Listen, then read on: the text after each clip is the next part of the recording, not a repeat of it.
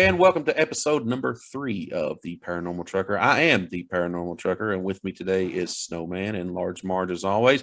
2 special guests, Seth of Seth's Daily Podcast. You can see him there with the theater. He is on the theater screen. How's it going? And Justin from Talk Junkie has joined us. Justin, how are you today? Doing great. Thank you guys for having me. It's a blast to have you guys back.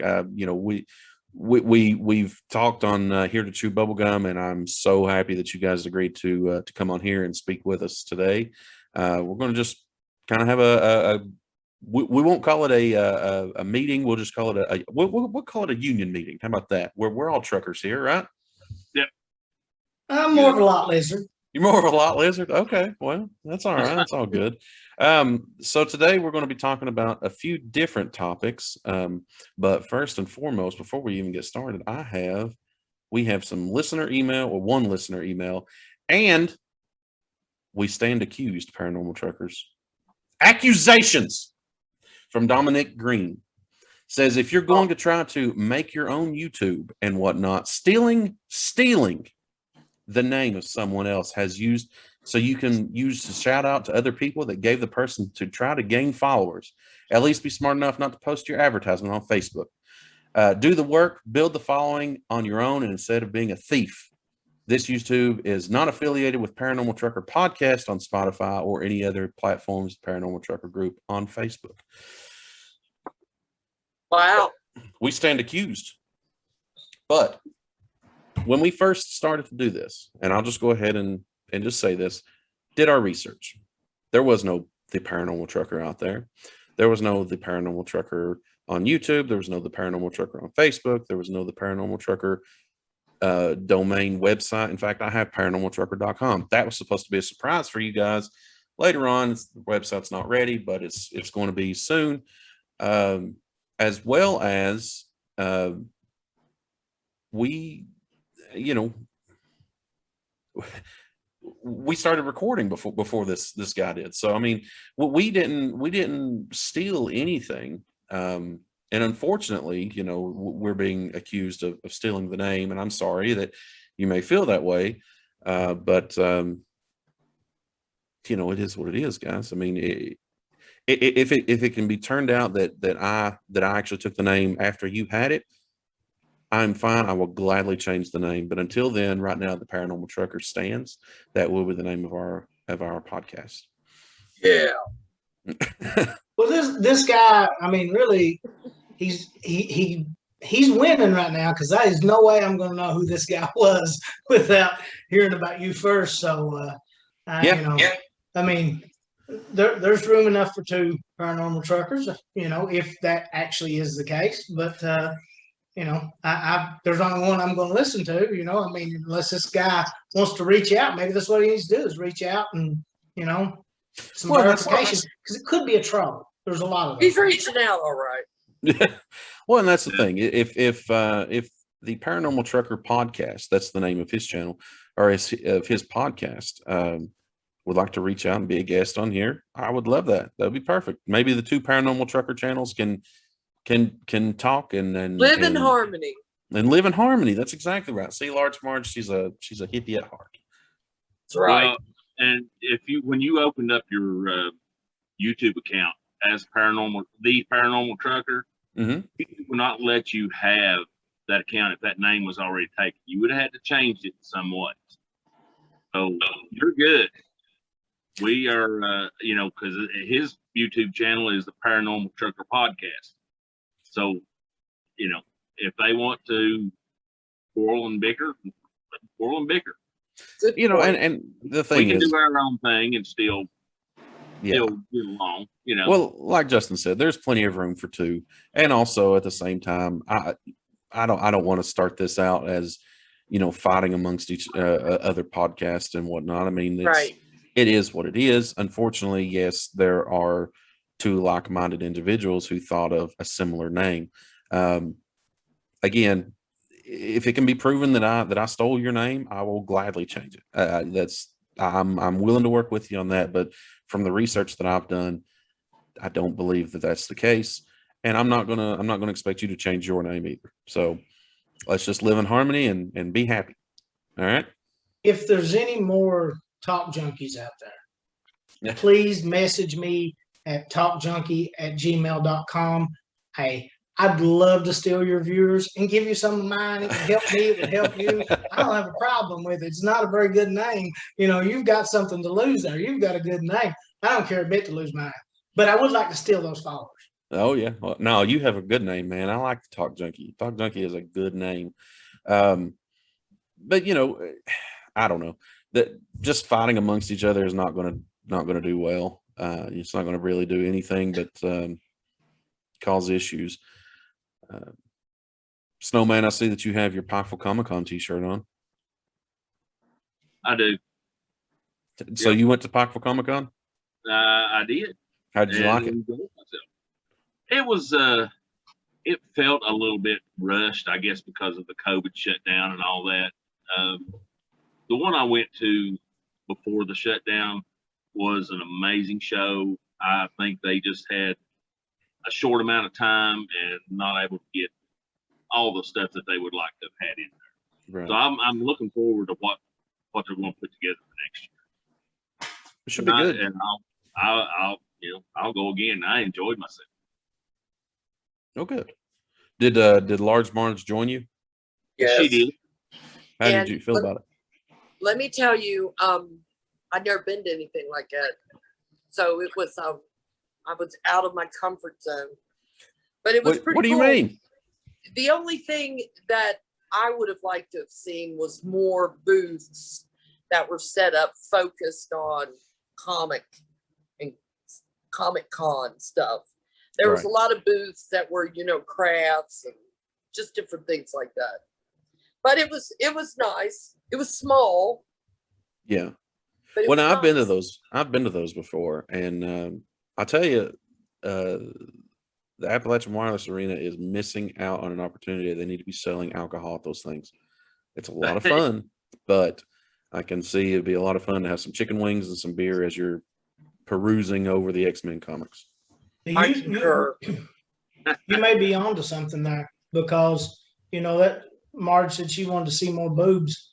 You would or did you say booths? Booths. Boom. Oh, Wait, Marge, you didn't say booths. I thought we did were you? going looking for the same thing. No, but the Did alcohol. they say boobs? He thought you said boobs. Boobs. I No. mean, I want more alien boobs. Well, the first time I went, the only one I've ever been to was the one in Pikeville, and I thought it was good. It wasn't, but it kind of wasn't what I expected. But I'd never been to one.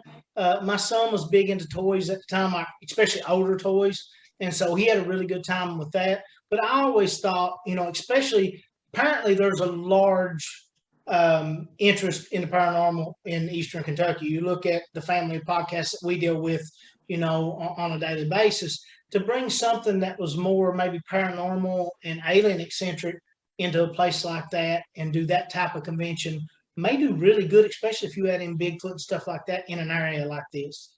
Oh, definitely. I yeah, definitely. they think actually have a I don't know what it's called. They have a convention or a con in Lexington that's based on the horror genre. Scarefest. Yeah, that's a Yeah. Scarefest. Yeah, and I would enjoy going to that. Yeah, that would be pretty cool. I'm open-minded. Yeah, Nice. I I- am. She just looks so happy over there. I am. Listen, I drag your dad into things that he's not really wanting to go to. but We don't need to know that. Now hold on, that's a No. completely different podcast. No, we don't need to know that. Well, I'm not a country Get your music minds fan. out of the gutter. I was Yeah, I'm talking not a about country like music fan, and bluegrass She actually dragged concerts. me to Oh Lord. a couple of country music concerts, and I enjoyed them. Which if the Kentucky Headhunters would come back, I would be there in about 2 seconds. Me They too. were fantastic. Yes, they were. They were I really enjoyed them. surprisingly. Yes, Well, they were fantastic. it's always good to have your minds open to other things. Oh yeah, I'm working on getting her into sci-fi, That's going to be a long road, I believe. Well, she's There ain't fighting. enough grease. Oh, God. You talking about like Star Trek and stuff? Just any sci-fi. Me, I'm a big Star Trek fan. I watch Star Wars stuff, and it's okay. Trimmers. But there again, like I say, you get into the directors. When J.J. Abrams took over Star Trek, I was saying, "Oh yeah, this is gonna be really cool," and he just destroyed it. And that's your opinion. Did the same thing to Star Wars. That's your opinion. Well, that's my opinion. J.J. Abrams is one of those guys that he's hit or miss. Like there's things I watch he does, and when he does good, he does really good. But when he bombs, he really bombs. And I agree. I think he really bombed with Star Trek. Yeah, man. He just changed so much stuff that it wasn't Star Trek. Yeah, you had characters same names, but that was about it. But like I said, it's if a younger generation likes it, that's fine. But it's not for me. Well, you also grew up with the original, and the original, the older generation I've noticed likes the original better, but that's a dwindling area. There's not a whole lot of you guys left. I'm young enough to be a son, and I'm going to tell you right now, they like the original better because it is better. That's why. Well, I'm just saying that. All right, so you have to keep it alive. You have to have an influx of new people coming into it. So you have to have that youth that likes the explosions and the dramatics of this of the picture and the sound and the quality and all that. I think that did a lot better for Star Trek than the original run for now going on what 50, 60 years. Yes, but you got to look. These directors now, they have the technology of the CGI that they just load the load screen with so much stuff that it loses me. When a ship blows up, okay, you put a certain amount of debris in there or whatever, but they fill the screen with just millions of little pieces of this and that, and it just takes away from it. Michael Bay did the same thing on the Transformers. Just because you can do something, doesn't mean you should. I like the first Transformer. I don't like the rest of them. Well, also, it's just like the less is better. You don't have to keep it alive. That's the big thing. When something's fine, I like new ideas and things like that, but you don't have to keep it alive. You don't have to keep going to the well. If you invested as much money as Disney invested in Star Wars, they better do something to get a return, but it doesn't mean it's going to be good. You look at Harper Lee. Harper Lee's the author that wrote To Kill a Mockingbird. She went longer than I've been alive before she wrote anything else. You don't have to keep it alive. If it's good enough the first time, it's good. It's exactly right. I like that, but at the same time, you also have because now I grew up in a household that Snowman made, and that of course by proxy I was a Star Trek fan, and I like Star Trek. I like the original. I like the Next Gen. I like all those series. I yearn for something new. I like the series so much that I want to see something new. Like I get it. If it's good enough to stand on its own, then it is what it is. But at the same time, I want to see a new story. I want to see a different side to the battles, to the to the Federation, stuff like that. I want to see something new.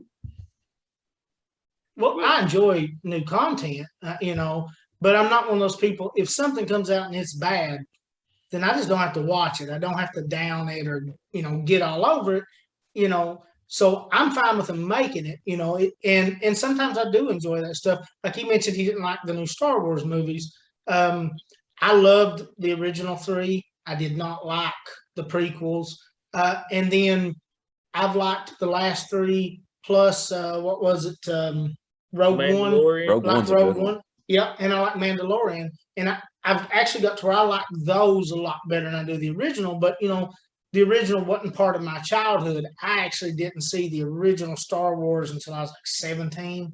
So almost 2000, sometime like 97, 98, before I seen the original Star Wars. Wow. I'll be honest with you. The Rogue One is. I'll be honest. That is probably my favorite of the new Star Wars. Yeah, agree. that was a good movie, and it held to the original universe. Let's say they didn't change it so much. Right. You know. So now And- going. Listen, you won't believe this. I haven't seen any of them. Really? I believe it. But you know, I wouldn't consider myself a huge sci-fi fan, but the stories are so strong with Star Wars because I'm more of a Western and a documentary person, almost Me too. completely documentaries, and that I love the story of Star Wars got me. Yeah. Well, Have you- I've got a good little Western story on PT here. When he was younger, I hate westerns. him and his brother hate Western. That took when me they a were- minute. So when they were younger, they, it was on a Saturday morning, and I said, "Come on, boys, let's sit here and watch a movie." What are you watching? I said, "What's John Wayne?" Can't go. Well, oh God, they were heading out the door, and I said, "Hold on, boys." I said, "You all are grounded." I said, "Sit here on the couch." So I grounded them, and we start watching John Wayne. Now, about 15 minutes in, I told them, I said, "Okay, boys, you all are ungrounded. You can get up and go if you want to." They sit there and watch the movie, but oh my God, I hate westerns. But they like John Wayne. Here's the thing: if you don't like John Wayne, you're just simply not American. I have a communist state. He was hot. Marge, keeping your He pants on. was. I'm sorry, he was. Now I will say that my favorite John Wayne movie was Hellfighters. It's not. It's not a western, but it's oil rig firefighter. I like thought that was pretty Quiet cool. Man. White Man was White Man. good. I Yes. could get the dog. And but probably my favorites were McClintock and the War Wagon. McClintock. I liked McClintock. I see those were good movies. Mm-hmm. For might be made back in the '60s. They were great. When I was younger, I wanted to be able to ride horses and deal with horses like my dad. That was my goal. And then as I got older, still wanted to do that, but I wanted to be as intelligent and engaging as Gus from Lonesome Dove. And if I could do those two things, I'd been happy. Lonesome Dove, that was a good one. All right, so we'll move on to our very first listener email. You guys ready for this one? Yes, Thank God. excited. All right, so this is about the Dr. Aaron Wright house. Dear Paranormal Truckers, Snowman, and Large Marge, love the new podcast. I was disappointed when I didn't hear you anymore on Here to Chew Bubblegum. So speaking of Here to Chew Bubblegum, guys, if you haven't heard, they finally scored a interview with a representative from Ingersoll Lockwood. So I know they've been working on that for a long time. Go give them a listen. They should be dropping part 2 today, I think. So it's a 2-part interview. Go give them a listen. It's guaranteed to be a pretty good interview.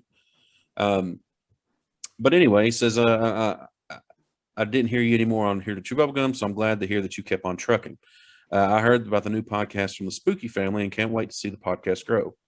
But anyway, his name is Brian. He was born and raised in Ohio and moved to Florida about 15 years ago. In 1986, when he was 12 years old, in 1986, when I was 12 years old, I was looking to make some money during my summer break from school. The apartment complex where I lived had a manager that I talked to about picking up trash for money, and he hired me to do so.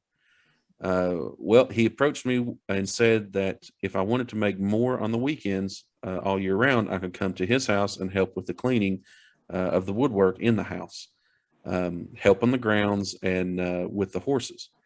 When I first came to his and his partner's house, it was overwhelming at first because of the size of the house and property, but it grew on me over time. And it was the Dr. Aaron Wright house, which was located in Springsboro, Ohio, I believe. Um, Now I'm not sure who owns it today, but I do remember that there was a creek that ran through the basement, and I remember being told that they had to seal the tunnels due to safety, and but it used to go way out to the property, and the story goes that it was part of the Underground Railroad. My new friends lived upstairs while Anna Mary Wright Doyle lived her remaining life downstairs. She was a nice old lady who frequently told me about all the relatives that still visit her, and she was the only living elder left. I assumed she was talking about ghosts. She still had the original bed set up upstairs in one of the bedrooms she slept in as a little girl. Up in the attic, there were rooms still set up where the maid and butler slept, and a hidden stairway where they would use to go upstairs to get to the attic, and a passageway. They went from one bedroom to another on the second floor. I had a lot of experiences in that house, and in the living room on the second floor, I was watching TV, and it was still daylight. The chandelier lifted, dropped, and then swung back and forth. All three of us saw that. I kind of ended up. It kind of ended up growing up. Or, excuse me. I kind of ended up growing up there on the weekends. As I got older, the more activity I noticed. One time, I was helping them take a couple mattresses up to the attic, and after we set the last mattress down, we heard something drop hard onto the floor. Then it sounded like a chain dragging towards us. Yeah, we hauled ass out of there fast. Um, I never went back up there, and as I got older, I would sometimes spend the night. One time, I was laying in the bed in the bedroom, and I was in and had two windows, and I was laying on my side, and I saw the curtain sway open as if someone was looking out the window. Then it dropped back down, and as I was watching, the other curtain did it shortly after. Even outside in the barn and out on the grounds during the day and night, we always would see and hear stuff. Even downstairs in the parlor room, you would hear the piano playing, and you could feel the wisps of coldness like people rushing by you. We would joke and say that the family was throwing a party and that they were dancing. There were a lot more stories and experiences that I could share, but this is getting to be a very long later. Now, since my original friend that introduced me to the house passed away from cancer when he was 23, that is also when I last talked to the partner, Larry Morgan, and I can't seem to locate him, but I know he no longer owns the house, and I believe Anna Mary Doyle passed away in the house when I was 18 or 19. But I know that the house isn't just a house. It's alive with the dead. It's not at all bad feelings in there. The ghosts that live there like to play jokes and have fun. At first it scared me, but the more consistent they made themselves present, the more comfortable I was. I just got used to it as my friends did. They said it was something they just got used to living with. Thanks for your time, Brian. Brian, thank you So for your what part letter. of Ohio was this? Springsboro? Springboro. Yes. That's right by Cincinnati. And that's where I'm going to talk in the future. The house that I lived on, I know for a fact was over it because we found it. But it went under the river. So now when I was reading that, I know he said it was part of the Underground Railroad, the tunnel system. Yes. So your two houses could be linked in some way, correct? I know. That's interesting. If he's listening, I grew up in Ludlow. He'll know where that is. And our house was right on the river. Good deal. And we have part of our yard cave in. That's how I know for a fact it is. Brian, thank you for your letter. It was a very good letter. You said you do have more experiences there. We would love to hear from them. Large Marge says that she grew up in a house very similar, sounds like. Very close. Maybe you guys could share stories and see if there's any any similarities. Yes. It's interesting that you say they're close. When I was younger, I got really big into the Stanley Hotel. And, they did a lot of research in there thinking that, and I've heard Spooky Family mention some of this type of haunting, that maybe the rock and the type of stone under the hotel was more of a residual thing, almost like an audio tape recording, almost like it was energy imprinted onto something that could store that energy. And geologically, if you look at the area, maybe that's the case. You said they're both close to the river. Maybe it's something with that river rock to be that type of residual haunting it's imprinted in that. And maybe there may be a lot of places, because until the last couple of years, you had to be pretty brave to speak out if something like that happened, because there was a lot of ridicule to saying, hey, I think my house is haunted, or I've seen this or that. And you may be dealing with an area that the whole area geographically is impacted somewhat by that. And that could be mixed in also with the history of the individual houses.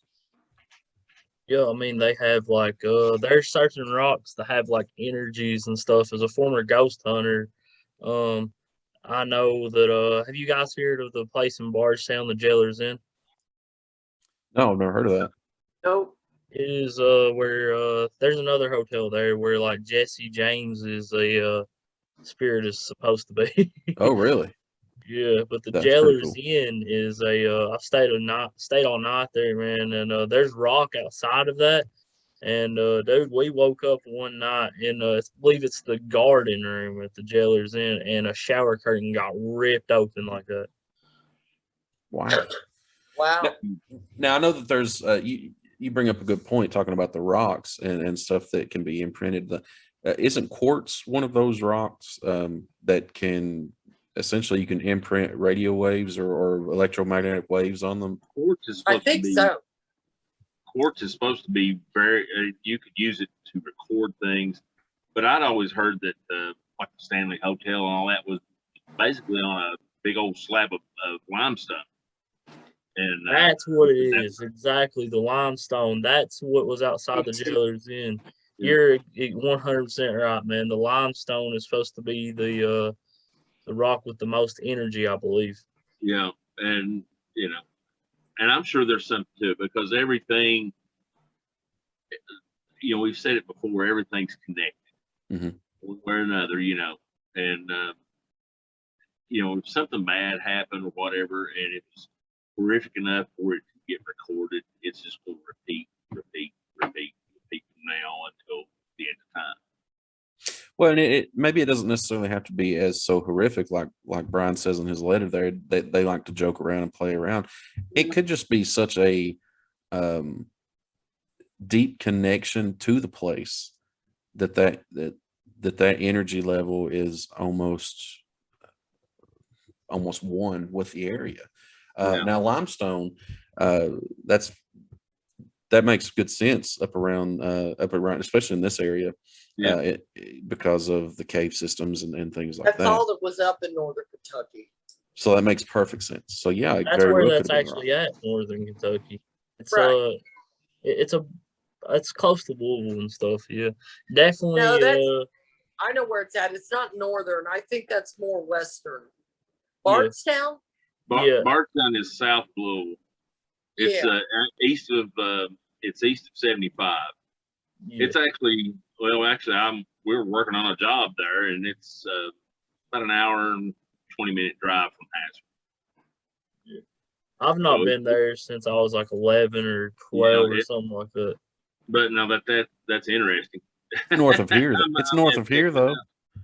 No, it's north of here. No, it feels that way, but technically it is not. It's south. It's down close to. It's basically in between Corbin and Middlesboro. You'd think a truck driver would have an idea of where it is on a map. Well, your GPS must suck. Listen, if I can't get there using my phone, I don't need to be there. Oh boy. Well, I've got a little story here that, and it happened here at this trailer. And we had a number of things happen from about the start of January all the way up to the end of February. and then everything just quit. But the very first incident was we were asleep, and I was woken up about 4:30 in the morning with the TV blaring and the light in the living room. And I wasn't paying attention, and I just thought Large Margie got up and went out front. And I looked over, and she's laying in bed. So I kind of peeked around the door, and there's a man sitting in a recliner, got the TV on. So I grabbed my pants, threw them on, and ran down the hallway. And as I was running down the hallway, there was not a soul there. But the TV was blaring, and the lights was on, and they were off because I was the last one to went to bed. I turned them off the night before. And then after that, there was a number of things that just happened on, an everyday basis for about a month and a half. And it got to where the point that I started documenting them just as they would happen. And then at the end of February, everything just stopped, and nothing's happened since. Well, that is because, and I'm really going to reach you guys, so keep your minds open. I do go occasionally to a psychic, and I went to a psychic, and they pulled up my husband who committed suicide.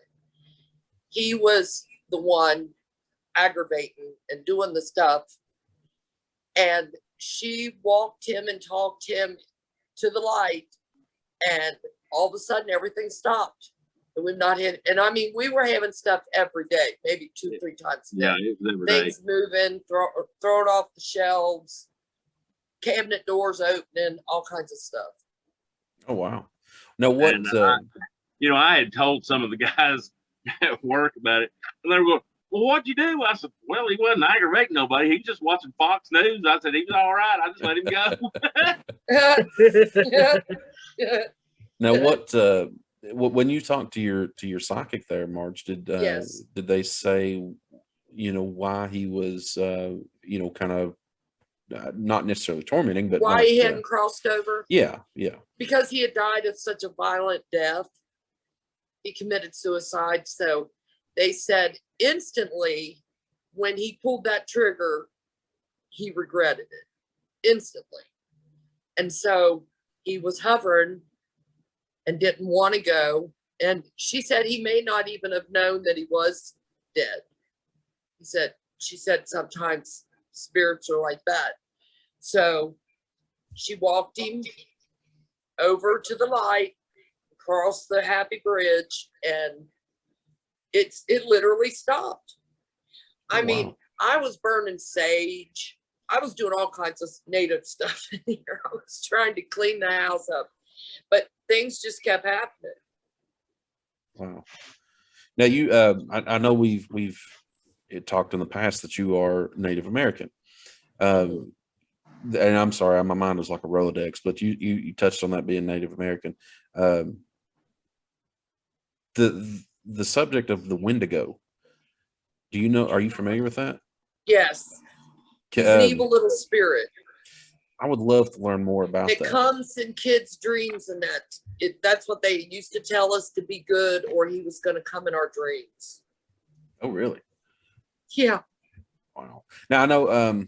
There has to be stuff to that, because you think about how Skinwalker Ranch is, the whole property was supposedly cursed. Well, it's across tribes. Yeah. It's not just one peoples that believe that. So there has to be something to it. Yeah, exactly.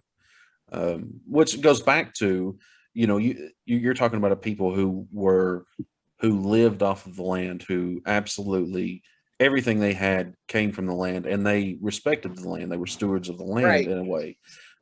And that makes sense where we say that everything is connected.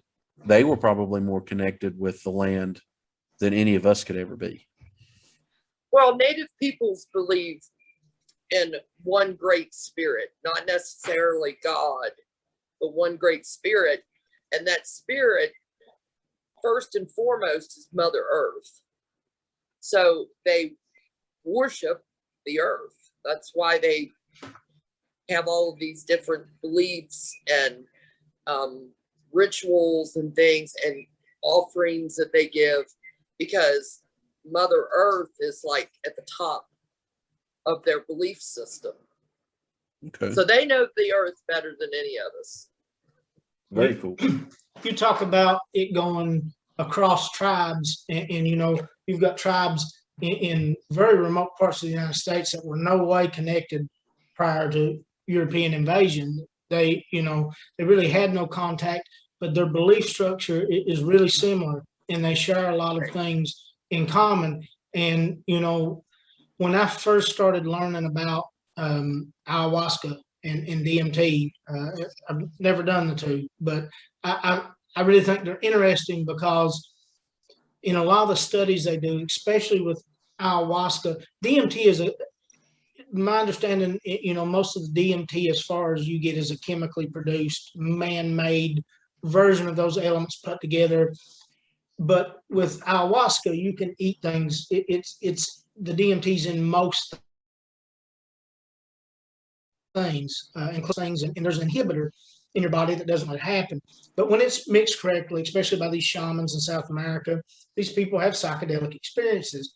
And that's nothing new. You know, you get psychedelic experiences with a lot of chemicals, but I think the study has been closer on ayahuasca because there's been some thought that, especially with DMT, that it could impact PTSD and things of that nature.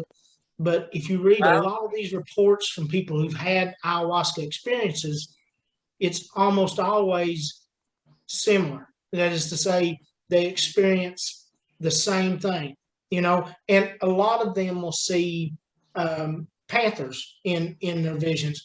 But a lot of these cameras they have put up in the wild, they'll see in these same areas these panthers eating this, and they believe that they don't have the restriction in the gut to keep them from experiencing it. It's almost like these people are experiencing this at the same time in the same space. And not only that, these animals are too. And, you know, these people knew about this thousands of years before science knew anything about it. So, you know, it is very possible that this belief structure is built off that knowledge of the land and that knowledge of nature. You know, maybe that is a way that they communicate and they see something outside of this normal realm that we see. Right. That's very cool. I am fascinated by Native Americans and Me too. the way that They're interesting. They really are. I mean, the way that they understood the land and the way that they understood how everything is connected and how there's balances to everything. It's fascinating. And Yes. you know, if anyone in this country ever got a raw deal, it's the Native Americans. Amen. Yes. And a lot of that knowledge came out of necessity. You know, I mean, you look at it in regards to their need for survival. The Mayans, the Aztec, a lot of the African tribes, and the Egyptians, they had an ability to survive and thrive, especially if we look down towards, we don't really know the scope of the Mayans and Aztec. You know, if you look at that rainforest, a lot of people look at it and, you know, think, well, here's this natural rainforest. It's not really natural. Most of those trees are trees that can be cultivated. They're basically garden trees. They were trees that were put in because they could cultivate something from that. That land was pretty desolate when these large empires lived there. And they don't know how many empires they are just covered inside that jungle. But, you know, to thrive and get to that level, and with the lack of ability technologically that we have, you don't see, you know, you look at Western communities that come out and push Native Americans off their territory and started developing these small communities. The rate of expansion is much smaller for them than it is for groups like these Aztec and Mayans. They had an understanding of the environment they were in, and it allowed them to grow as well as they did. You know, we're in the middle of a pandemic, and you look at what happened in South America at that time. You know, they believe that these reports of these millions and millions of people in these cities by this one explorer, he comes, he sees it, goes back, reports it, takes them a couple of years to get there. By the time they get back, this big golden city and all these people are gone. It's not that the people probably didn't exist. It's that it took very short amount of time for the disease that the Spaniard brought to spread through that environment, and then you lost that knowledge. And as LIDAR technology has gotten a lot better, we're starting to see a lot of these civilizations that are hidden under this canopy that there's no way we would have ever found. I mean, you could wander aimlessly. A lot of these pyramids that are there appear to be mountains and nothing else. I mean, you've got full root structures and trees growing out of them, but the LIDAR is allowing us to see the variance in depth and the actual structures underneath.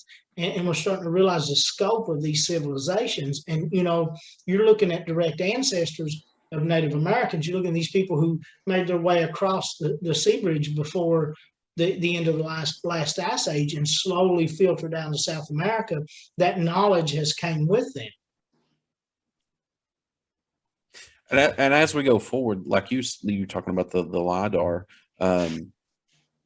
we live in an amazing time where the technology is going to continue to get better, that we can actually see these lost civilizations and find something that's lost in our own humanity. Well, you know, to me, that's where technology really has the most value, is if you can look at the past. I'm not a live in the past type of person, but there's so much you can learn. I say all the time when I come on your guys' show, I'm a skeptic of a lot of things. And you know, not because I think those ideals are out there or crazy. I'm very open to hearing about them, very open to learning about them. At one point in time in my life, I was in probably way too deep with them. But I have ideals that people look at in the same manner. I believe that civilization is far, far older than we believe it is. I believe we've probably been to the apex once and dropped off and on our way back up, probably to another bad ending, I'm afraid. Yeah, exactly. I've had conversations like that before where, you see on these cave drawings and on these hieroglyphs that they drew what they saw. You draw a buffalo, you draw a man, you draw a woman. There is no interpretation. That's what they saw. And you talk about the rockets and the spaceships and stuff like that that are on there. I agree. I've had this conversation before with a couple people that we have been to a point in our civilization before now with technology, I believe. And now we are getting back to that point where, and I agree with you, it could be coming to another bad end, where the next generation, in several thousand years, will see us, scribbling on caves because there is no other way. The technology is gone. The paper, we can't make paper. We can't do anything. We have to show how we got to where we are. Well, that's something that always interested me, is that ancient documentation, because if you look at a modern picture or something that's faked, or even a modern drawing of somebody saying, okay, I saw this. It's not that I discredit it, but it is that when you compare that to an older drawing, like one of these cave drawings, one thing that modern person has is the preconceived notion of what it is they're seeing. Okay, I'm seeing a spacecraft. Okay, I have a preconceived notion of a spacecraft. I have a prior knowledge of this technology existing or these things being real. If you go back that far, it really only comes down to one of two things in a drawing of that age. They either saw it or they imagined it.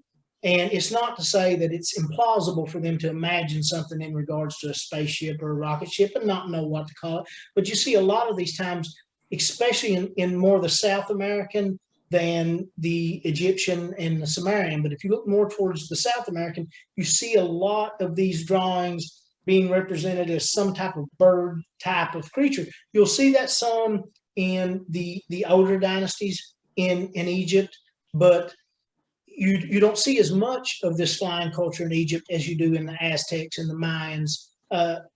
But they're identifying it with the only thing they know that can fly. But they're also distinguishing it and making it different enough that you're looking at it and going, okay, what did they see that leads them to make this jump and draw this? And I always looked at that as really fascinating proof to me that these people saw something that was outside their scope of knowledge. because it's not representative of anything that is apparent in their environment. Well, and you also have to look that there are similar drawings, similar across different civilizations in different parts of the world, almost the same drawing, but just a little different. And so it makes you wonder exactly, well, what did they see? Similar architecture, similar practices, similar belief structures, similar fears, and some fears are innate. There's things, death is obviously something that a lot of cultures fear. There's fears that are going to be shared from the oldest to the newest, parts of humanity. But there's a lot of worry and concern, and there's a lot of talk from one end of that to the other of people who no longer live but are still among us. And there's a whole lot of talk among all those cultures of people who came from the sky.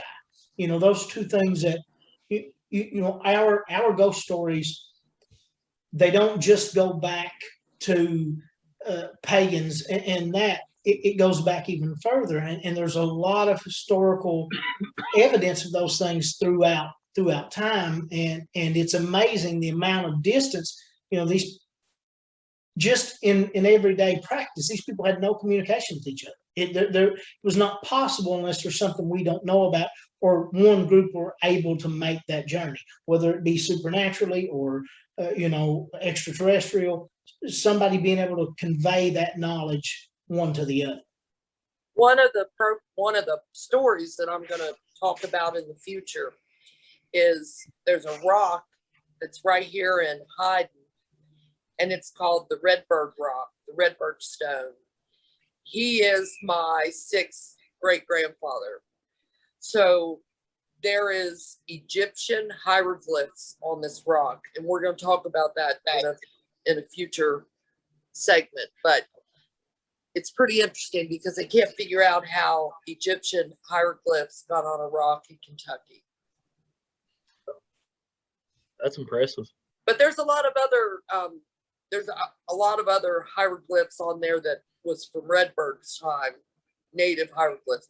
It's actually in a park down here. You can go see it. Where's that at? Hyden.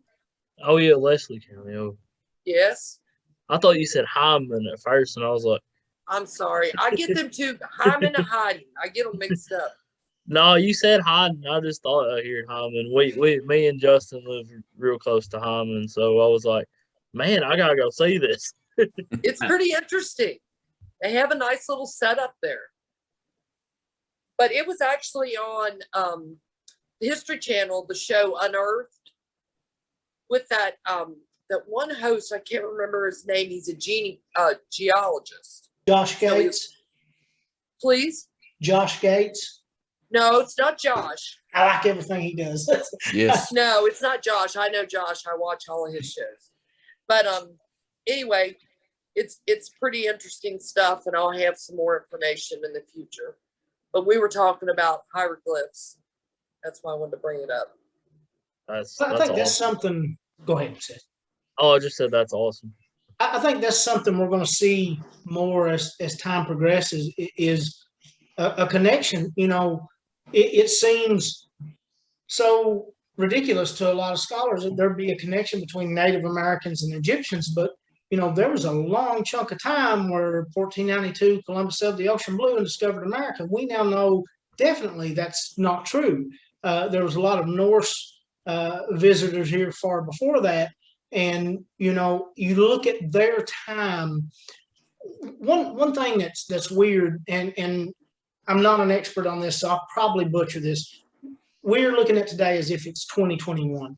And we're looking at the existence of the Egyptian timeline and diagnostic periods. This dynasty, then this dynasty, then this dynasty, as if one dynasty rules a certain set of time and then another, because in all the records we have records of these individual dynasties, and we assume they ruled all of Egypt individual. It's starting to look like more than likely there was a lot of crossover in these dynasties, may have even been division in these dynasties, to where you had a northern dynasty and a southern dynasty living at the same time. And that would kind of stretch parts of the timeline and shrink others, which one would account for the mislabeling of the age of the Sphinx. But you look at any part of the known timeline of this, they're one of the most advanced cultures in the world. And it's not impossible that they can make it to North America by any means. It's also not unheard of that they would want to. You know, you're looking at one of the largest trade hubs in the ancient world at that time. They very easily could have wanted to further trade. And it seems like everybody that found us by accident looking for Asia. Obviously, they had a much easier route to Asia, you know, than coming the other way, but it's not impossible. Well, and that's because the Earth is flat, Justin. Well, that's what they say, right? Gotta go to the bathroom. If this Earth is flat or hollow. So I did have. There was a gentleman, and you know, I don't do a lot of guests, and I just schedule never works out. I've tried with here at Chew Bubblegum, we're working on. I can always make it to other people's, but I think everybody records on the same day. You guys record today, and I was going to record today. So I have trouble, you know, circulating because I'm picky over guests. Like I like other podcasters, and I like certain groups of people. There was a guy that relentlessly emailed me because I did an older episode about basically myths and things like conspiracy theories. And I didn't give the flat earth enough attention in his mind because I don't believe it in any way, shape, or form whatsoever. And I'm not going to give it any time. You give me one shred of evidence, and I'll backtrack on that. This guy emailed me relentlessly for a year. And I was like, look, how about I bring you on? You tell me why you believe this, and I'll tell you why I don't. Well, that sounds like a debate, and I don't want a debate. And I was like, so you just want me to believe it? One word reply, yes. So if your argument's too weak to make it debate worthy, you know, because there's things I believe that I'm not educated enough to debate, but I'll give it a good try, especially if I believe it enough. But so there's a little running joke in there with Talk Junkie about flat earth. I always say we, and that annoys people when I say it on the podcast. It's just me. It's a habit. I don't know why. I always say we at Talk Junkie. I don't know. I want my own little bark around. I don't have to. Yeah, well, who don't? Who doesn't? No, I mean, a few years ago when I actually heard that there were people who still believed that the Earth was flat, literally blew my mind. But they believe that other celestial bodies are spherical, but the Earth is flat. It doesn't make sense to me. It doesn't surprise me that people can be convinced of it. It surprises me that in the face of pure evidence that they can stay there. Yeah. And, you know, I'm sorry, NASA's not that good at faking stuff. And that is one problem, though, to legitimize their argument to a certain degree, and that makes the thing keep coming back around. NASA fakes the crap out of pictures, and usually they admit it. You know, a lot of their pictures of the Earth are altered, and the reason they're altered is they don't get a great, you know, they don't get it framed well, and it's easier to black this out and change this. And then, like, they done a picture from a spacewalk, and it wasn't actually the picture from a spacewalk. It was a picture of some guy training. They blacked out the background and put it up as in an article about a spacewalk. Well, they admittedly done it because it's hard to get high quality, at least at that time, high quality pictures from space. And then, you know, a lot of people don't understand maps, and they don't understand globes. And the flat, you know, two-dimensional map of the Earth is very inaccurate, but we know it's inaccurate. The only reason it is the way it is that's the only way to really make it somewhat palatable, you know, and there's a lot of conversion mathematics have to go in that for you to navigate via a flat two-dimensional shape. Because if you take it out, you know, especially like the size of South America is vastly different than what the map shows.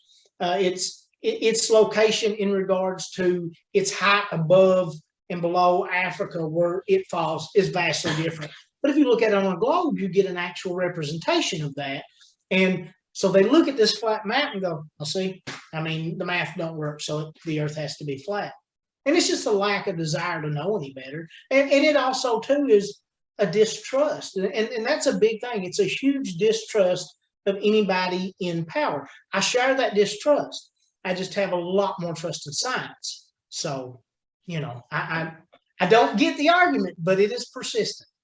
I definitely agree with the distrust. I don't really trust anything that we're force fed from this government or any other. I like science. I like being able to explain or have it explained to me why things are the way they are. And I'm not too proud to have a dead set opinion that can never be swayed or changed. If you can prove to me that it is the way it is and it's different than what I believe, then hey, there it is. That's it. That's how we do it. Yeah, I'm open to that at any point. Yeah, I just would love to hear their explanation why the oceans have not drained off the edges of the Earth. It's because Antarctica is the rim. That just it's a large ice wall. Yeah, there is a documentary on either Netflix or Prime called Beyond the Curve, maybe. Mhm. It is an excellent deep dive into that thought process. Like you won't necessarily come out agreeing with them by any means, but you can kind of see how some of them do it because it's profitable, and those people are very obvious. And some people do it because it's a conspiracy, and anything that's a conspiracy has to be true. But a lot of them do it just because that's what they believe, and they don't need much more. Yeah.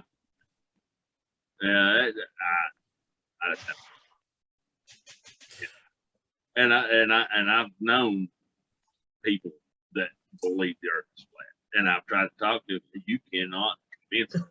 No, not at all. You just, I just say, okay, well, I disagree with you, and move on. Well, and that's healthy. Like, that's the thing I tried to tell this guy. I don't need him to believe what I believe. And Right.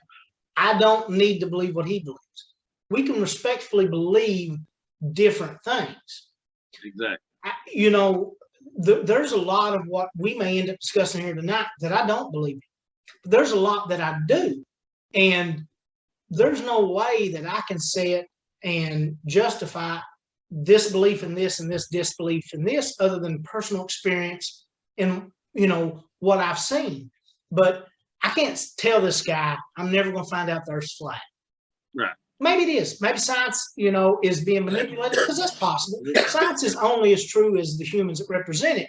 If they're representing something that's above my ability to understand, then it very well could be false or biased. And maybe perception that I have is very influenced and is very based on me really on something I really know just as little about as I do about the Earth being flat. But per me and what I've seen, that's not what I believe.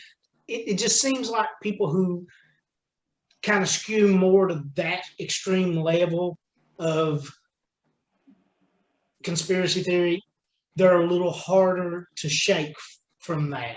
The Elvis isn't dead, and it doesn't sound like they're that similar. But like, when I was younger, every evening I would go and lay down in bed with my grandpa. Before bedtime, we'd spend about an hour, and he would read the Weekly World News, and I would read it too. He never believed anything in that magazine. I did. I believed everything in that magazine. He'd chuckle and laugh, and when he found the Elvis stories. I didn't know his wife, my grandmother, on that side very well as a kid because she was incapacitated most of the time. Seemed like a very lovely human being. Turned out not to be the case. But she was obsessed with Elvis. And so I like Elvis. I like Elvis music. I heard it a lot growing up. And so I would see all these stories about Elvis still alive and stuff like that. To me, that was factual proof. I'd seen it. you know, and as a kid, when I say all the time I'm a skeptic, but I came from a different background, as a kid, 90% of my time, and that is no exaggeration, from probably 7 or 8 until about 12 was spent solely on going to the library, going somewhere, reading something, figuring something out about aliens and ghosts. That was it. Oh, there's an issue going on behind you. What's going on, Dad? There's a violent offender behind you. Run. What's happening? Ghosts are definitely real, though. I mean, I've seen some, and yeah, I definitely 100% believe in ghosts because I've seen ghosts go through my hand before. I have probably 5 years of experience of ghost hunting, and yeah, if you guys go ghost hunting, definitely use a ghost box. That is the best thing. With the I voice. tell you what, we just got. We got a. Let me see. Mike, tell me if this is right. We got an EMF. Yeah. Oh, reader. the energy reader. Yes. And then we got the EVP. The voice recorder. Yes. I So got we're all all that ready. stuff. I got all that Yes. stuff. We're so excited. I Yes. retired. I retired because I've seen too many ghosts. I've seen my fair share, but I think it'll be fun. Yeah.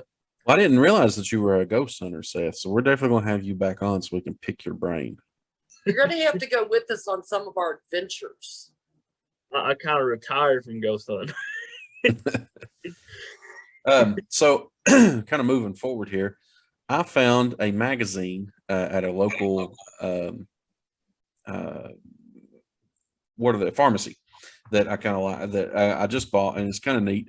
But if you can see it here, The Complete guide to the supernatural. yeah. So, and in this, it talks about everything from ghosts and lost spirits to witches and magic to psychic mediums and seers, near-death experiences and reincarnation, and then of course our favorite UFO and alien encounters, and then we got some scary creatures here. Oh, and this is the one thing that I wanted to say. So an Israeli town offers $1 million for a mermaid photo. I seen that. Yeah. So if you guys can get a mermaid photo, we'll be millionaires. Hear me out. I've got a mermaid costume. I'm thinking me and you, Car Fork Lake. Yep. You take the cameras. The pictures. I got a wig. I'm already way I ahead have of you. more of a manatee type body, so I think it could work. I'm way ahead of you. That's called a mud I'm maid. on the way right now. Let's do it. That's called a mud maid. Though. Let's Have you do it. heard the story of mud maids in Louisiana and stuff, like in the swamps? No, what is that? It is. What is it? It's in Louisiana. It's called a mud maid. No, never heard of it. Never heard of that. It's just like a mermaid. It is, but it's a mud maid. That's what they call it, in Louisiana. Like I think I dated one of them, but they were from Beaver. a beaver. Was it? Listen, public service announcement. I'm gonna tell you right now. Go listen to Spooky Family, the episode they did over Mothman? like ocean and water stuff, and listen to the part about Christopher Columbus and the manatees and the mermaid. That's one of the best parts of any podcast I've heard in a long time. I believe Man. I've heard some stuff about Christopher Columbus and the manatees before. Check it out. Well, I mean, it's excellent. Those guys are hilarious. Yeah. And gals. Oh yeah, yeah. Now, Snowman, did you have some stuff you wanted to talk about today? I just, like I said, I had found the Kentucky Bigfoot Research Organization, Mhm. and I just got to reading through some of their reports and all that, and found one in Floyd County, over on US 23, and just thought it was interesting. Just thought I'd share it and then see what anybody thought. Okay, the lady's name was Jessica. They don't give a last name or anything, and she says she saw it around November of 2000, just after midnight, and the closest town was Betsy Lane. She says, as I was driving home from Betsy Lane to Allen, driving north on 23, I saw a large human-type being dash across the highway from the river. As I got closer, it placed one hand on the concrete barrier and separating the highway, and it jumped over using two legs and jumping off the barrier. At first, I thought it was a man, but as I drove closer, my lights reflected on it, and it was very tall, large, and with what I call brown hair, like reddish brown. I would say it had to be 6.5 to 7 feet tall, because after it jumped over the barrier, it only took 5 strides to cross both lanes, and then it must have went into the ditch of the mountain or scaled up it. I have told the story several times and have never changed it. I went to the website earlier, but she didn't know about the website, basically. It says she's a true believer. The investigator was Charlie Raymond of the KBRO, and he followed up with her, I guess, after she reported it in February of 2013. He said, I spoke to Jessica over the phone and found her to be highly credible. She was very adamant about what she saw, and she has told her story to family and friends, but has never reported officially until now. So that was the story, and I thought it was interesting. It's just close to home. You don't hear a whole lot about Bigfoot in Eastern Kentucky. Well, I'd like to be able to find out who that is and maybe have him on. Charlie Raymond. I can. I've had him on. I can get you in contact with him. I've had Don Neal on from the Kentucky Bigfoot. Well, I would be interested in actually contacting Jessica and let her tell her story. Oh, sure, them people won't come on as much times, because I've tried to get in contact with some witnesses as well, and they do not like to come on camera and stuff. Well, that's what there again, like I said, if she's listening to this, you are invited. We would love to hear your story, and just ask you some questions, and nobody's going to judge you, because we all, I think, try to keep an open mind, and until somebody proves to me that there's no such thing as Bigfoot, I'm ready to listen. Yeah. Well, that's one of those weird ones, because she probably is afraid to come, because there's a lot of ridicule. But if you look at the history of those sightings and how expansive, from different continents all the way across, and from goes right back to the Native Americans. Most of that, most of our knowledge pre-settlement on them comes from Native American myth and lore. I mean, it's one of the most persistent things out there is Bigfoot, and it's something that there's a gentleman I used to work with from Virginia, and apparently right around Pound and Wise up towards Big Stone Gap in that area, especially going towards Big Stone Gap, that wilderness there, apparently there is a huge culture of Bigfoot sightings there, because this guy was adamant. He wasn't joking about it. He wasn't doing There's sightings here in Knott County. Yeah. I mean, Earl Jeffrey Mullins, the Kentucky, he's for Eastern Kentucky Bigfoot researcher. He has seen Bigfoot twice, and he has a reporting actually right below my house. Scary enough. Well, like I said, you look at, in this area, basically civilization runs along the creeks and the rivers. You have all this mountainous region around here. There could possibly be something that nobody's seen or living here, food supply, there are deer, elk, small game, people's dogs, you never know. But I would like to see some proof. Definitely.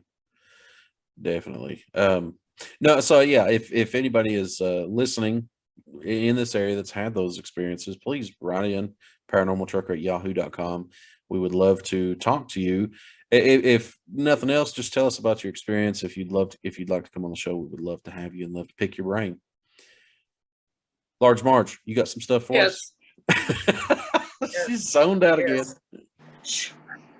Y'all lose me sometimes. I was fortunate enough to go to Louisiana, a little town about 30 miles outside of New Orleans called St. Francisville, and stay in a haunted plantation. We had seen it on Unsolved Mysteries. It's been on the top 10 America's most terrifying places. Ghost Hunters have been there twice. Ghost Adventure has been there.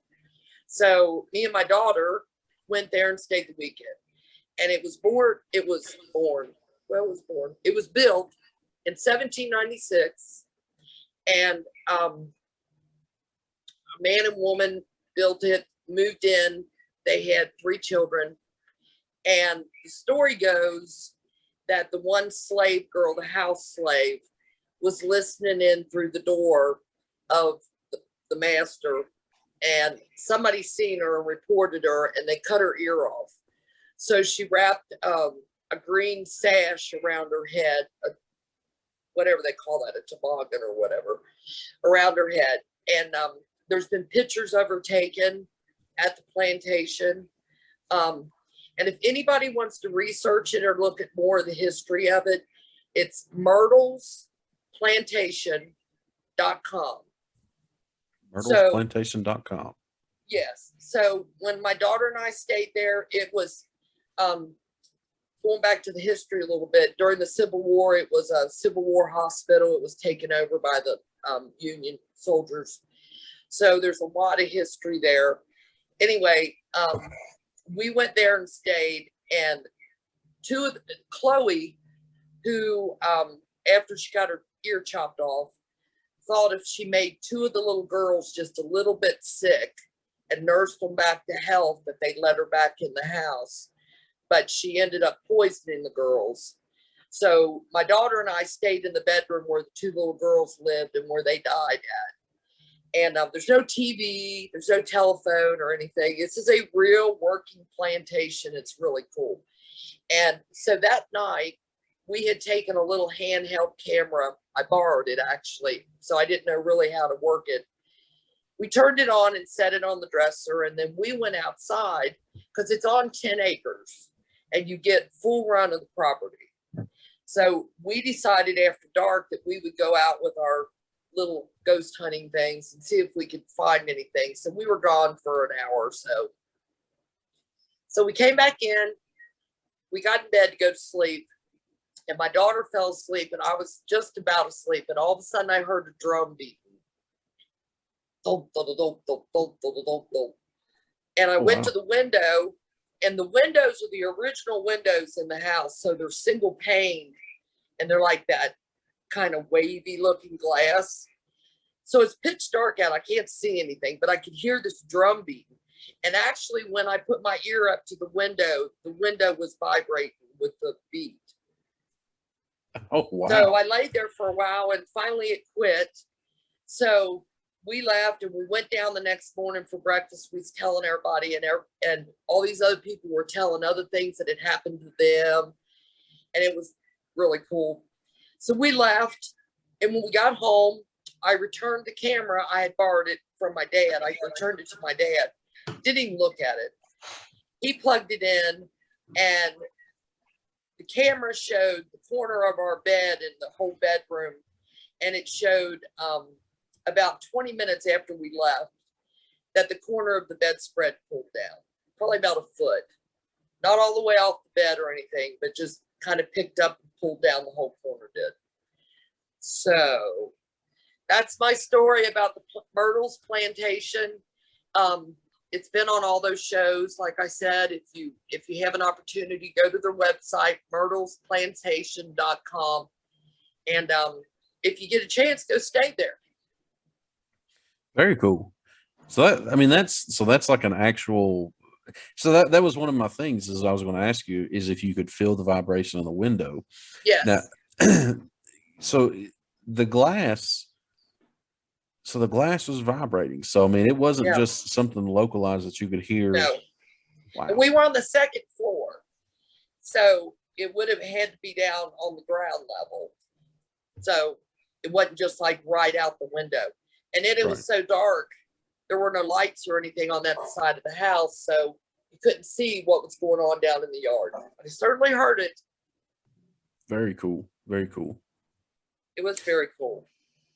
That's one of them locations that has a huge documented history of activity. Yes. They said there's 10 ghosts that they have on record. Chloe is the main one. And they actually have pictures on the website that the insurance company came and took. And you can clearly see a slave girl dressed in period clothes standing there. Oh, wow. And she's got the turban, that's what they call it. And she's got the turban on her head. Holy cow. That's pretty cool. Mm-hmm. That's pretty, and you said Fun it's called, place. what was the website? Myrtles. Myrtles, Myrtles, plantation.com. Okay. That's very cool. All right. Yeah. So, so Seth, what have you got coming up that we should be looking forward to? Monday I got let me get on the schedule. Tomorrow I got Dr. Richard Van Dam, who is running for Congress here in Eastern Kentucky against Hal Rogers in the primary, and we hope to have a town hall tomorrow and hopefully get some people to ask him some questions. Tuesday is the big virtual Zoom concert from 8 p.m. to 11 p.m. and it's $2 for a ticket. And you subscribe to my Patreon for $1 and subscribe to the headliners Tony Sloan's Patreon for $1 as well, and that'll get you a ticket. Then Wednesday we got Kentucky Music Mafia on at 9 p.m. Then Thursday we got Jeff Snyder on, who is a UFO witness and has pictures and stuff. And then Friday we have Lucas Curtis, who is a country rapper, on. Saturday we got Kentucky Trav on. That is at 9 p.m. He's a local rapper. Then we got Kevin Cool, who's from Pikeville. Do you know who he is? I've heard of that name. Then the 31st we got Knuckles, who is a big country rapper. And then Wednesday, September the 1st, we got Earl Jeffrey Mullins on, who you guys definitely need to get in contact with. He is the Bigfoot researcher. And I'll tell people just about the cryptid stuff that I'm having on. 6, I got the biggest dogman researcher out there, Jody Cook, on. And I have Here to Chew Bubble Gum on the 10th of September as well. And then let me see the other cryptid stuff. I'll have, speaking of Kentucky Bigfoot organization, I got Don Neal from there on the 28th. And then I got another Bigfoot researcher, Dustin Todd-Hope, on October the 4th. Wow. See, That again, schedule makes me feel lazy. That's not even Yeah. the whole entire schedule for September. That's just the cryptid stuff for the September and October. I'm booked until I only got a couple days left in September for interviews. I definitely want to book Justin and want to book the Paranormal Trucker podcast. I definitely want to book you guys as well definitely. in September. Oh, Definitely, we'll be definitely up for that. Yeah, that's what I like about Seth's podcast. He has just a slew of different. Yeah, he has a country rapper. I mean, who just completely different genres of everything. And it's very cool. Go check him out, Seth's Daily Podcast. Justin, you have Talk Junkie, as well as you are an author. Both are debatable. I hardly ever do podcasts, and my writing isn't very good. They have 2 books out, and are you working on a third one? I've got the 2 poetry books. I forgot the name of my own books. Cold Kingdom and Creating the Perfect Slaves. And then I have 2 children's books with my son. Everyone's different, just like me and the boy with super hearing. If you want those 2 books, the 2 poetry books or the other 2, go to the Red Spotted Newt in Hazard, Kentucky. I prefer hands down you get them there. It's a local place. It's cheaper than Amazon. She will ship. The great people. But no matter where you buy them at, leave a review on Amazon that you bought them. If you can't get to her or she doesn't have any in stock at the time, they are available for Amazon Prime, free shipping and everything. But leave the reviews. I was contacted. I sent the first poetry book out and tried to get it published, and they asked me for changes. They basically asked me to put a lot of stuff about Cohen drugs in there because they needed to sell a sympathy book on Eastern Kentucky, and that's not what I was writing. So I didn't do that, and I just did it myself, and it did okay. It did really well in England and Ireland. I had no idea England had such a mining culture.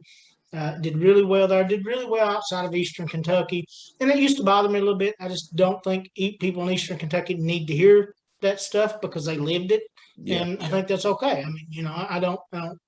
But I have been contacted by a pretty large publisher. They want to take and nitpick from the first 2 books and release some of the new material in its own book. I'm not got my hopes up because I'm not going to give in and have things change that I don't want to change, because I'm not out to be an author. I'm out to write because it helps me. It's a cathartic process for me, and I like to do it. But, if I had Amazon ratings and I had a little bigger footprint and maybe I'd put a little more time into promoting it, it might give me a little leverage with them to control that. But if I can't control it, I won't release it that way. If it should have been out in October, the new poetry book, it will not be. I'm going to wait and see what happens with them. And if I have to, release it on my own. Very cool. And that's, that's admirable. If it's not your vision, yeah, I mean, you definitely shouldn't cave to outside opinion. It's your thought process, your vision. It's never going to be good enough to be a huge, I feel embarrassed almost when people say, well, he's an author. I wrote a book. Trust me, anybody can do it. You get on Amazon, and it's pretty easy to self-publish. I didn't reinvent the wheel. And I read back, especially the first book now, and there's parts I wish I'd have done differently and put more time into. There's pieces I left out I wish I would have put in. But, either way, I did it for me. And I don't mean to be selfish about that, but I'd lost my grandpa, and it's something that I'd always wanted to do, and it meant a lot to me, and I done it, and that was worth more than, maybe not $1 million, but that was worth more than a lot of money. And, why would I sell out and change something about this new one? Because what worries me is this new one isn't really based on a lot of stuff about Eastern Kentucky, and it seems to be that, kind of taking advantage of bad situations in Eastern Kentucky is a pretty profitable market right now, and I haven't done that yet. And I don't really see. I'm proud of where I'm from, and I'm proud of the people and the heritage and the culture and the language, and I'm going to write what I want to write and write what I want to write about. And I've wrote articles for money. When you do that, you use a different name, and there's no personal attachment to it. But this has a personal attachment to me, and I don't know, it's just worth more than a couple bucks. Very cool. Very cool.